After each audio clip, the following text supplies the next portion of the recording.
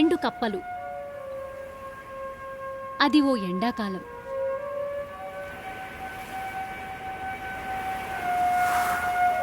ఎండలు విపరీతంగా కాయడంతో చెరువులన్నీ ఎండిపోయాయి.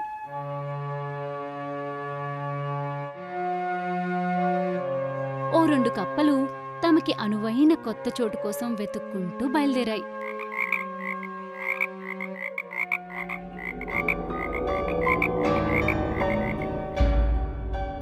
ఇంతలో వాటికో బావి కనిపించింది.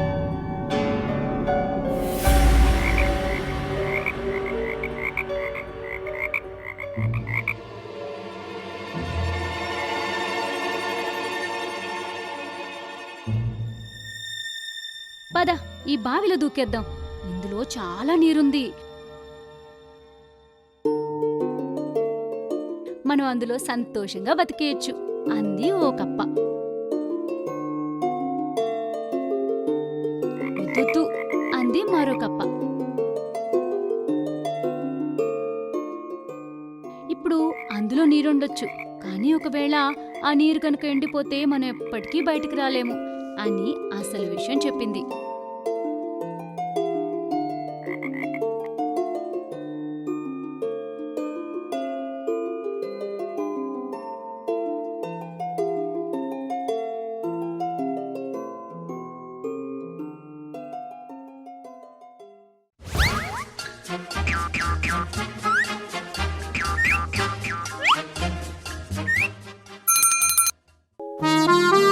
ఏడు చేపల కథ.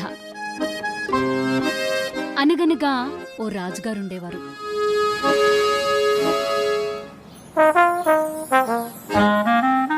ఆ రాజుగారికి 7 కొడుకులు.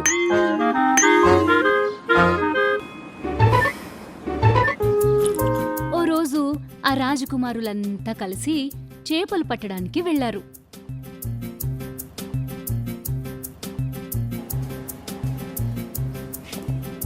తలా ఒక చేపని పట్టారు.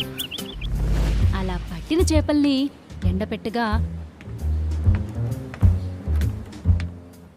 ఒక్క చేప మాత్రం ఎండలేదు.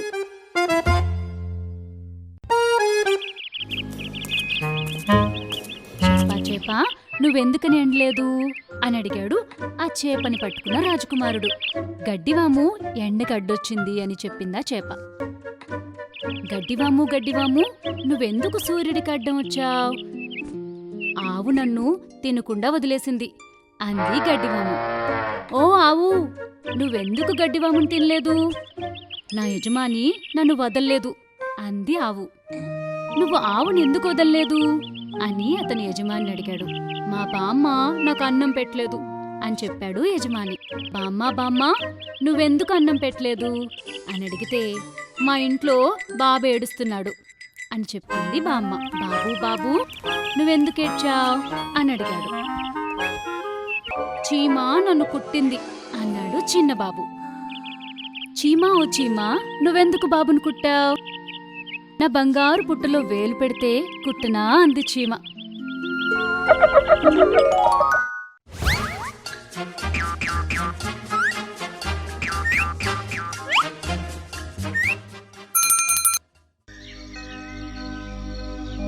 పుల్లటి ద్రాక్ష పళ్ళ కథ. అనగనగా ఓ నక్క ఉండేది.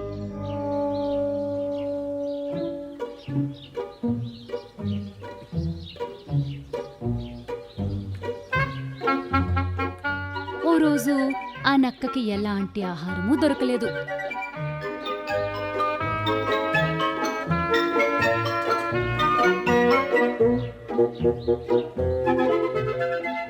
ఇంతలో ఆ నక్కకి ఓ తీగ నుంచి వేలాడుతున్న ద్రాక్ష గుత్తి కనిపించింది. ఆ ద్రాక్షని చూడగానే ఆ నక్క నోరు తెగ ఊరింది. ద్రాక్షని అందుకునేందుకు నక్క పదే ఎగిరింది. కాని ఎంత ఎగిరినా కూడా ఆ నక్కకి ద్రాక్ష పళ్ళు అందనే లేదు. ఎగిరి ఆ నక్క తెగ అలసిపోయింది. చిచ్చి, ఈ పుల్లటి ద్రాక్ష నాకు వద్దే వద్దు అనుకుంటూ అది అడవిలోకి వెళ్ళిపోయింది.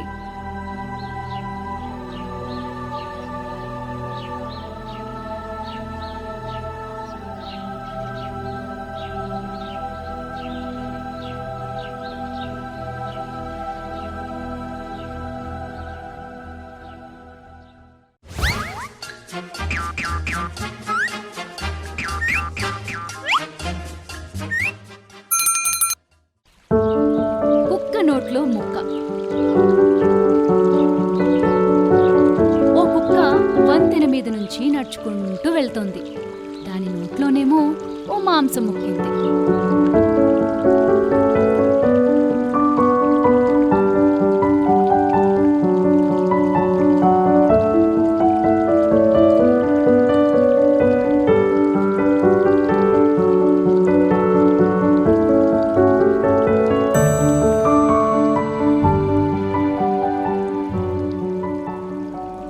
అకస్మాత్తుగా ఆ కుక్కకి నీటిలో తన నీడ కనిపించింది. ఆ నీడ వేరే కుక్కదేమో అనుకుందది. అంతే, తన నీడను చూసి తానే మొరగడం మొదలుపెట్టింది. అంతే, దాని నోట్లో ఉన్న మాంసం ముక్క కూడా నీటిలో పడిపోయింది.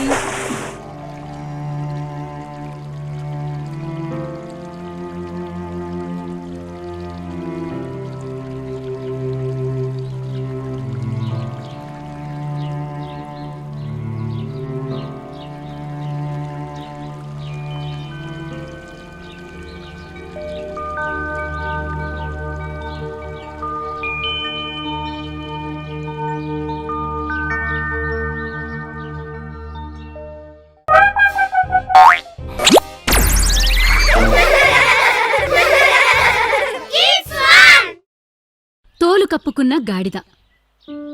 చాలా చాలా రోజుల కిందట ఓ గాడిద ఉండేది.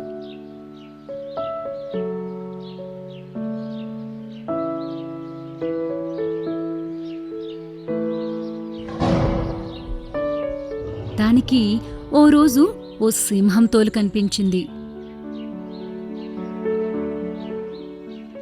వెంటనే ఆ సింహం తోలుని కప్పేసుకుంది గాడిద. సింహం తోలు కప్పుకున్న గాడిదను చూసి అంత సింహమే అనుకున్నారు.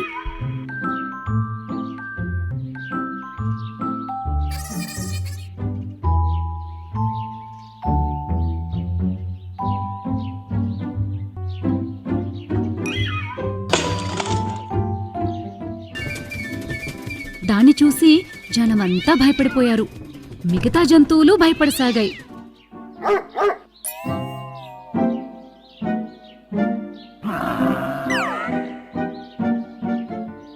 దాంతో ఆ గాడిద నిర్భయంగా తిరగడం మొదలుపెట్టింది.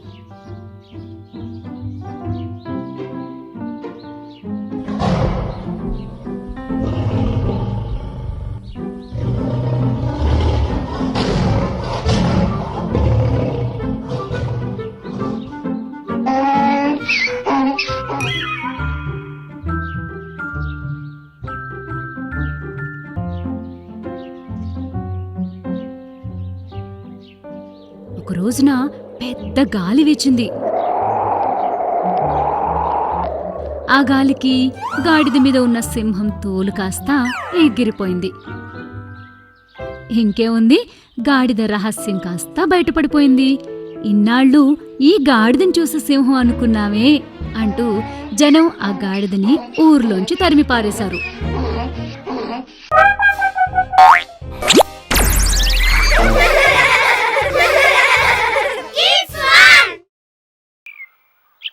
చీమకు పక్షి సాయం.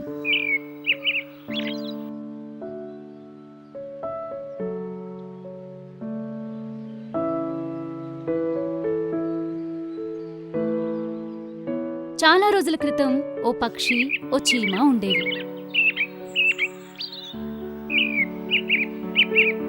ఆ రెండూ కలిసి ఓ చెట్టు మీద నివసించేవి.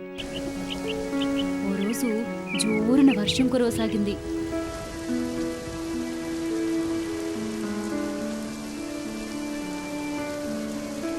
ఆ వర్షానికి చీమ కాస్త కొట్టుకుపోయింది.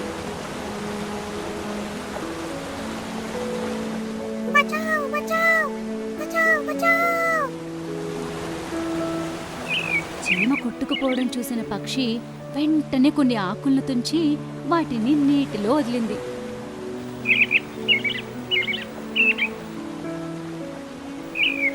నీళ్లల్లో కొట్టుకుపోతున్న చీమ వాటిలోని ఓ ఆకు మీదకి చేరుకుని తన ప్రాణాలు దక్కించుకుంది.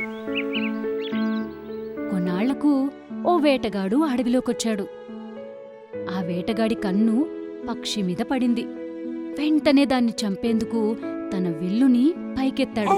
ఇది చూసిన చీమ వెంటనే ఆ వేటగాడి కాలి మీద కుట్టింది. అంతే, ఆ వేటగాడి బాణం గురి తప్పింది. పక్షి కాస్త హాయిగా ఎగిరిపోయింది.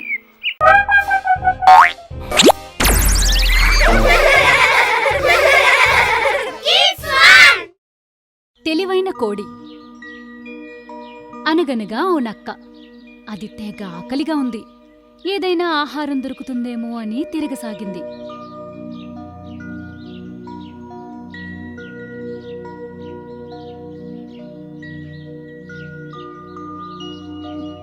ఇంతలో దానికి ఓ ఇంటి మీదకెక్కి కూర్చున్న కోడి కనిపించింది. ఆ కోడిని ఎలాగైనా కిందకి దించాలనుకుంది నక్క.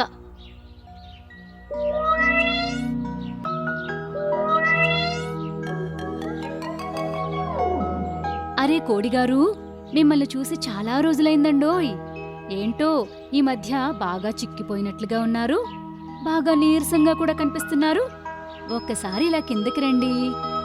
మీ నాడి చూసి ఆరోగ్యం ఎలా ఉందో చెప్తాను అంది నక్క, ఎక్కడ లేని ప్రేమను కురిపిస్తూ. నిజమే నక్క బావా, నేను చాలా నీరసంగా ఉన్నాననుకో. ఇంత నీరసంలో నేను కిందకి కూడా దిగిరాలేను అంటూ జవాబిచ్చింది తెలివైన కోడి. కోడి తనకంటే తెలివైందని నక్కకి అర్థమై నిదానంగా అక్కడి నుంచి తప్పుకుంది.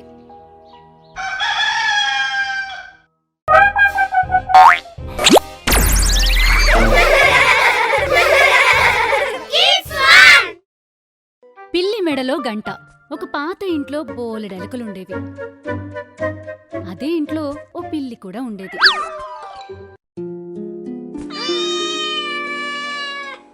ఇంట్లో తిరిగే ఎలకలకి పిల్లంటే చచ్చేంత భయం.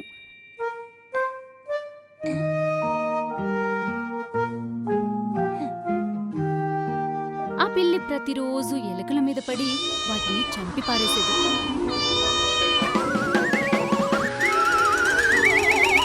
అలాంటి పిల్లి నుంచి తప్పించుకోవడం ఎలాగా అని ఎలుకలకి పెద్ద సమస్యగా మారిపోయింది.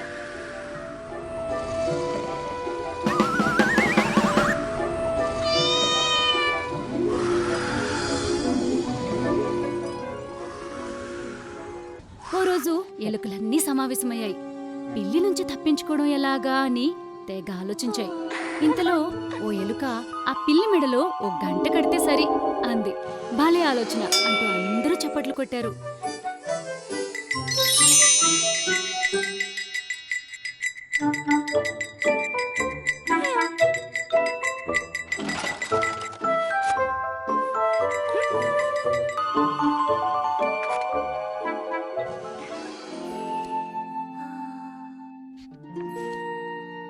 మరి ఆ పిల్లి మెడలో గంట కట్టేదెవరు?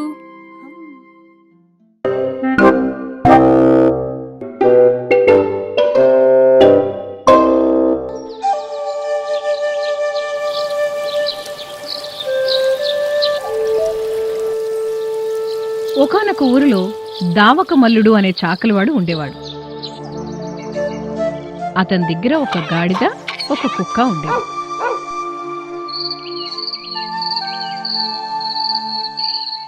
ఆ దామకమల్లుని ఇంట్లో ఒక రాత్రి ఏం జరిగిందంటే,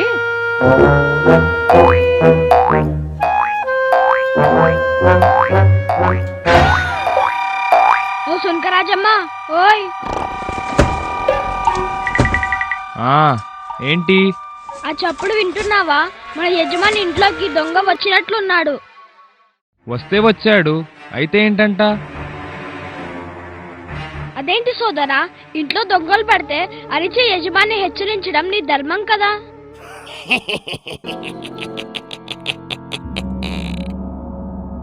నిజమే, కానీ నా దృష్టిలో యజమాని కాదని ధర్మాన్ని అతను నిర్వర్తించడం లేదు. కాబట్టి నేను కూడా అతని క్షేమాన్ని పట్టించదలుచుకోలేదు.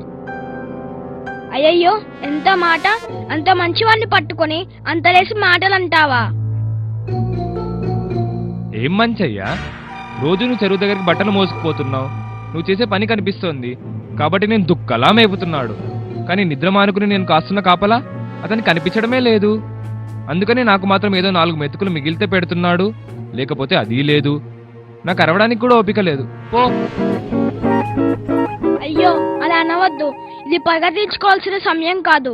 లే, ఒక్కసారి నువ్వు బిగ్గరిగా అరిచావంటే యజమాని మేల్కొంటాడు. చూడు, నువ్వు ఎంత మొత్తుకున్నా నా మనసు కరిగేది లేదు. ఆకలితో మాడి మాడి నా మనసు కూడా మొద్దుబారిపోయింది. బండ చాకరీ చేసే నీకు యజమాని మీద బండెడు ప్రేముంటే నువ్వే ఏదోటి చేసుకో. చీచి, కుక్క అంటే విశ్వాసానికి మారుపేరంటారు. నేను చూస్తుంటే అది తప్పనిపిస్తోంది. మీకంటే గాడిదలే నయం.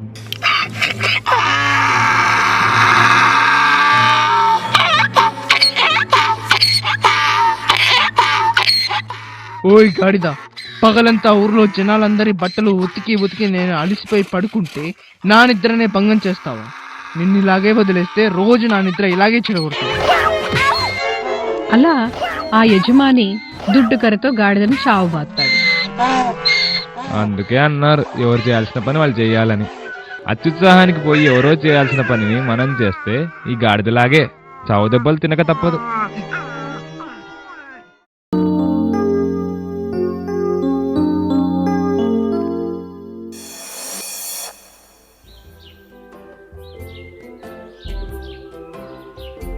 ఒకానొక దట్టమైన అడవిలో సింహం రాజుగా ఉండేది. దానికి మంత్రులుగా నక్క, కాకి, పులి ఉండేవి. అలాంటి అడవిలోకి ఒక ఒంటె ప్రవేశించింది. అప్పుడు మొదలైంది కథ. అరే, ఈ అడవిలో ఇంతవరకు నీలాంటి జంతువుని చూడలేదే. ఎవరు నువ్వు? ఎక్కడి నుంచి వచ్చావు? నన్ను ఒంటె అంటారు. నన్ను ఎడారి ప్రాంతం నుంచి తీసుకువచ్చారు. నా యజమాని నాతో నానా చాకిరి చేయించేవాడు. మోయలేవన్ని బరువులతో నడిపించేవాడు. ఆ బరువు బాధ్యతలు భరించలేక పారిపోయి వచ్చాను. మంచి పని చేశావు. పద పద, మా రాజుగారి దర్శనం చేయించుకుందువు గాని. ఆయన అనుగ్రహం లభిస్తే ఈ అడవిలోనే హాయిగా కాలం గడిపేయవచ్చు.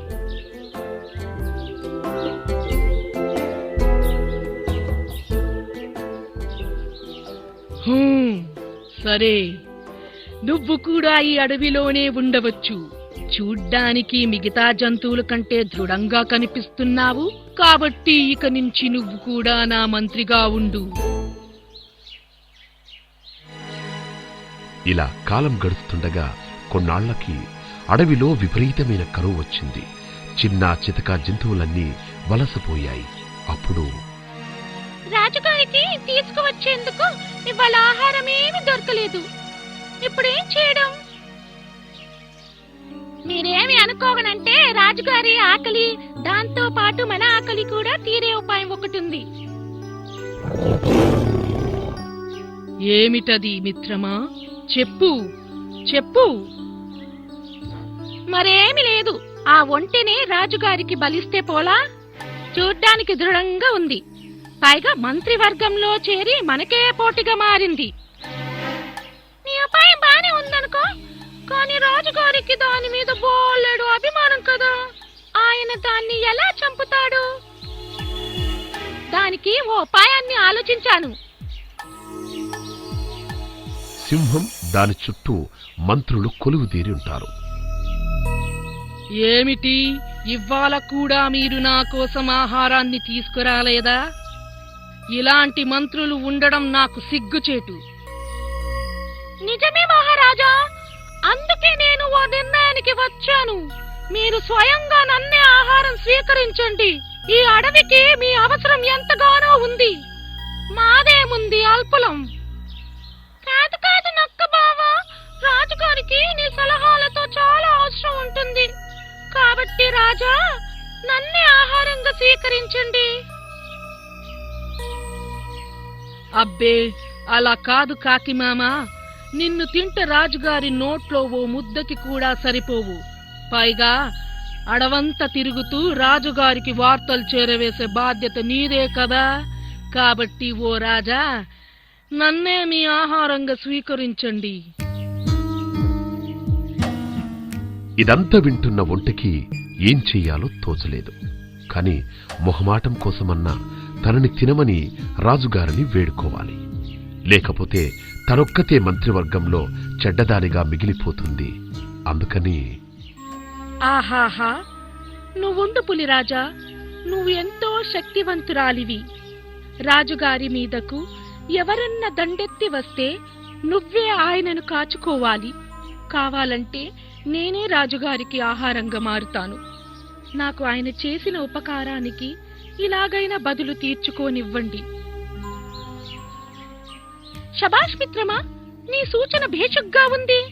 రాజా, మీ కన్నబిడ్డ లాంటి మమ్మల్ని చంపి తినడం అంటే మీకెంతో బాధగా ఉంటుందో నాకు తెలుసు. కాని మీరు బాగుంటేనే ఈ అడవి బాగుంటుంది. కాబట్టి మా మిత్రుడైన ఒంటెనే మీరు ఆరగించాల్సిందే, అతని త్యాగాన్ని స్వీకరించాల్సిందే. నక్క పలికిన మాటలు విన్న సింహం ఒక్కసారిగా ఒంటె మీదికి ఉరికింది. మిగతా మంత్రులంతా ఆ దృశ్యాన్ని ఆసక్తిగా చూస్తూ ఉంటాయి. అది విషయం. దుర్మార్గులతో స్నేహం చేయడం, ముందు వెనుకలు ఆలోచించకుండా మాట ఇవ్వడం వల్ల పాపం ఆ ఒంటె తన ప్రాణాలనే పోగొట్టుకుంది. పద్యం భలే ఉంది కదా నేస్తాలు. మరి ఇలాంటి మంచి మంచి పద్యాలు, పాటలు, కథలు చూడాలనుందా? ఇంకెందుకు ఆలస్యం?